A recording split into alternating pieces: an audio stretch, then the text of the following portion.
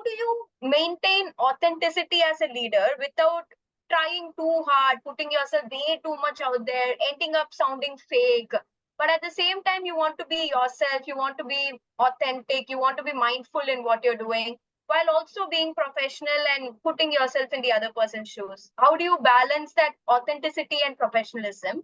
Sure. I mean, I think it goes back to what you were actually bringing out in the conversation, the way each generation communicates and Yeah. communicates their preferences.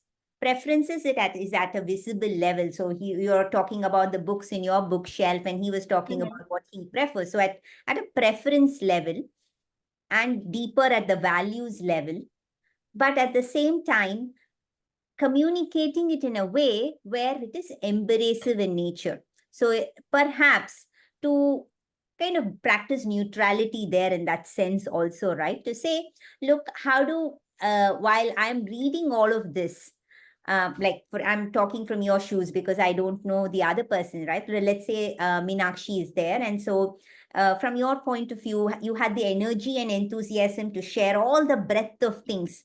Whereas the other person was talking from depth, where it was all about a very deep subject around psychology or about, learning from Greek the mythology. and mythology and things like that, right? So it brought in that. So having the humility to say, wow, while I'm reading this, I'm very thrilled that you have. Can you share one or two things about what is, what from, from what you have learned that I can learn from?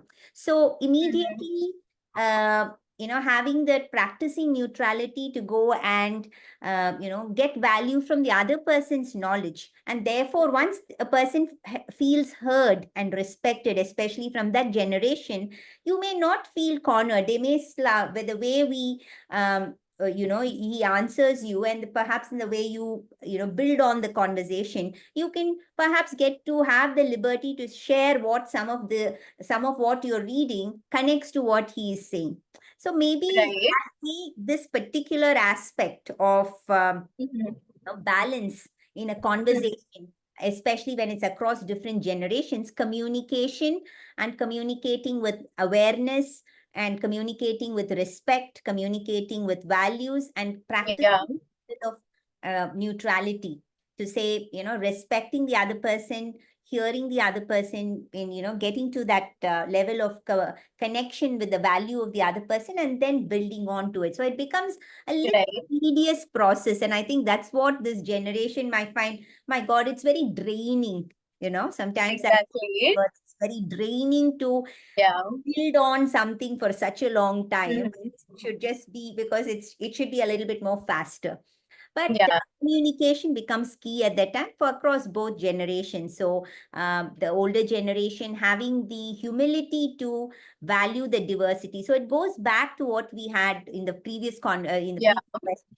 I mean, the older generation, the depth generation, can benefit from diversity, and the breadth generation, with all the various genres that you are getting introduced to in your reading, can have some, understanding of the, depth, and connecting your breadth to the depth can help. So once again, goes back to the same thing.